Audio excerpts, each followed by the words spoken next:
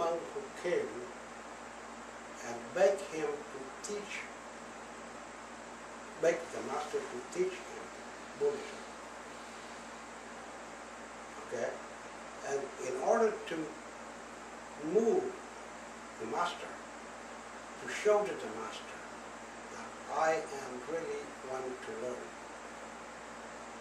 and I can learn, he stayed there for 3 days under the snow. And he was buried by snow up to here for 3 days. And don't ask me why didn't he get frostbite. Okay? But it showed his determination. Alright? And he said, the master turned around and saw the man standing in the snow. And he said, "What are you doing here?" Okay? And the monk said, "I come here and beg you to teach me." Okay? To teach me at that time they called it Tao. Have you heard about this? The way. The way, huh? The path, the way, the essence, the essence of Buddhism. Okay? Come, I beg you to teach me Tao. So the master said, "What? You think you can learn Tao? A stupid guy like you can learn Tao?" Okay? So the monk didn't say a word. Get his knife and cut off his left arm. Okay? And he bring the left arm to the master and said, "This is showing you how I am determined to learn."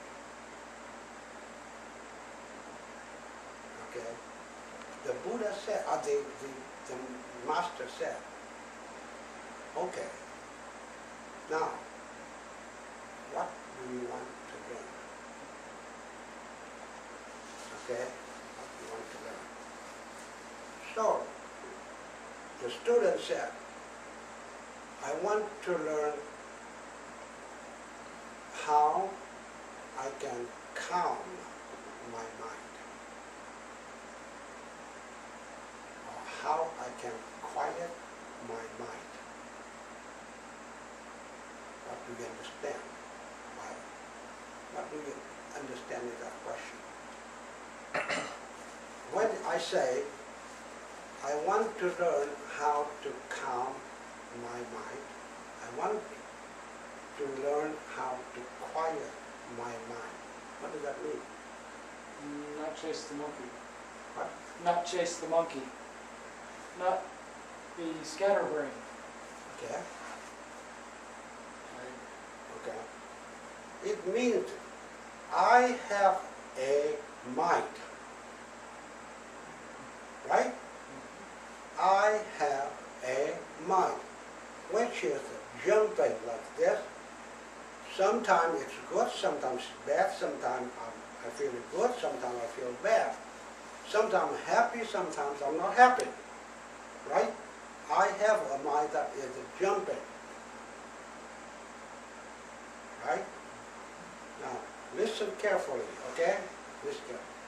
When I ask her, I'm come here to learn how to quiet my mind. Does that mind exist?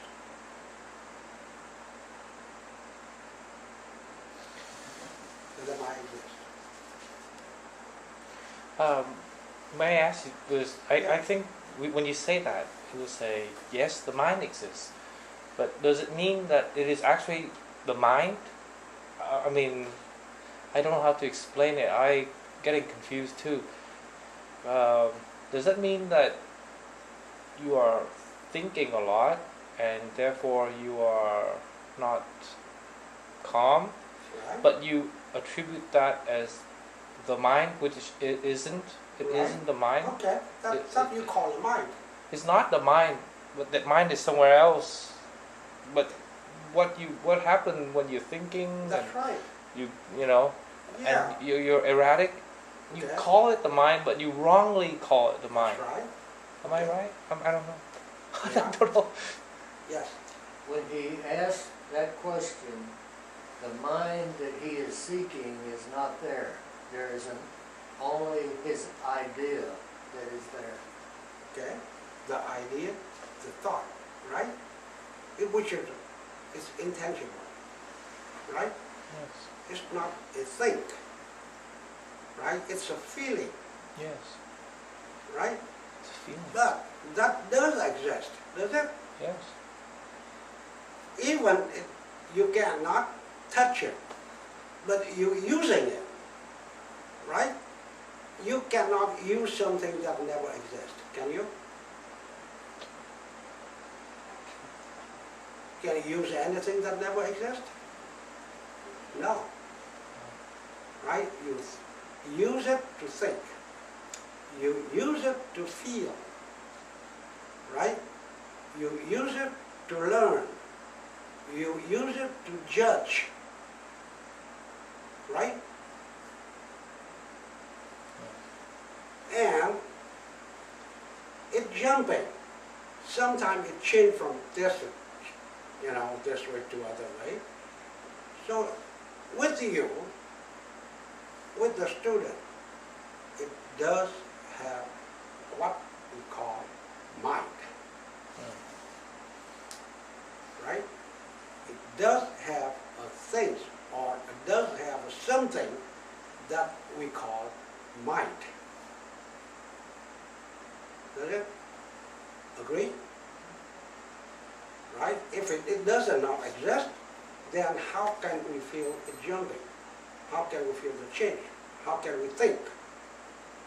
So there is something inside of me that makes me feel unhappy, or make me feel not quiet, not calm. Right? So inside of me there is what we call mind. The reason I come to you because I cannot calm it. I don't know how to calm it. Okay? Right. So, the master said, oh, show me your mind. I will quiet it. I will calm it for you. Okay, now show me your mind. Then I can calm it for you. So what does the master want to say? What does the master want to say? The master said, you said you have a mind which is not